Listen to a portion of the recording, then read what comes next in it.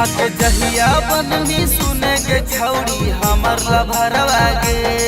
आके जहिया बननी सुने के छौड़ी हमर लभरवा गे। आके किनी के तोरा देबो के छौड़ी सलवरवा गे। आके किनी के तोरा देबो के छौड़ी सलवरवा गे। आके रोजे रोजे घुमाइबो तोरा नवादा शहरवा गे। आके रोजे रोजे घुमाइबो तोरा नालंदा शहरवा गे। आके किनी के तोरा देबो के छौड़ी सलवरवा गे। आके किनी के तोरा देबो के छौड़ी सलवरवा गे।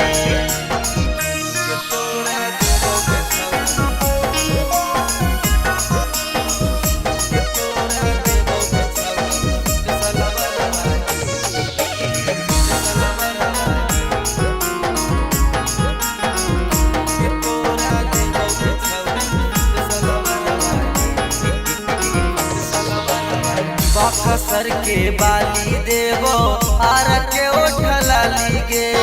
सुन के छौड़ी तोरे बनैबो अपना घर वाली गे।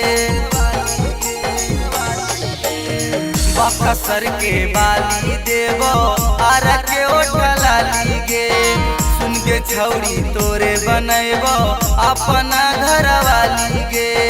सुन के छौड़ी तोरे बनैबो अपना घर वाली गे। आगे ताजा ताजा छेना खिलैबो गरम सिंघाड़वा गे।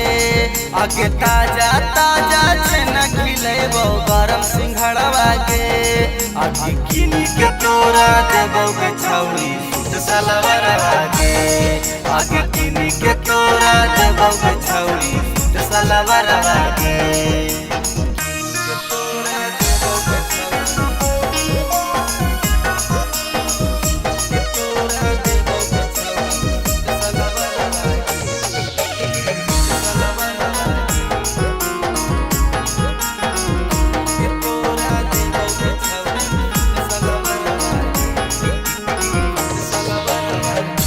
से देख लियो तोरा अब है ना निंदिया गे। दिलवा ले गेलो तोर लीलरा के बिंदिया गे। जब से देख लियो तोरा अब है ना निंदिया गे। दिलवा ले गेलो तोर लीलरा के बिंदिया गे। दिलवा ले गेलो तोर लीलरा के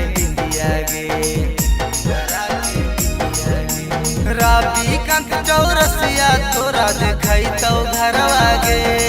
आगे राबी कंक चौरसिया तोरा देखैतौ घरवा गे।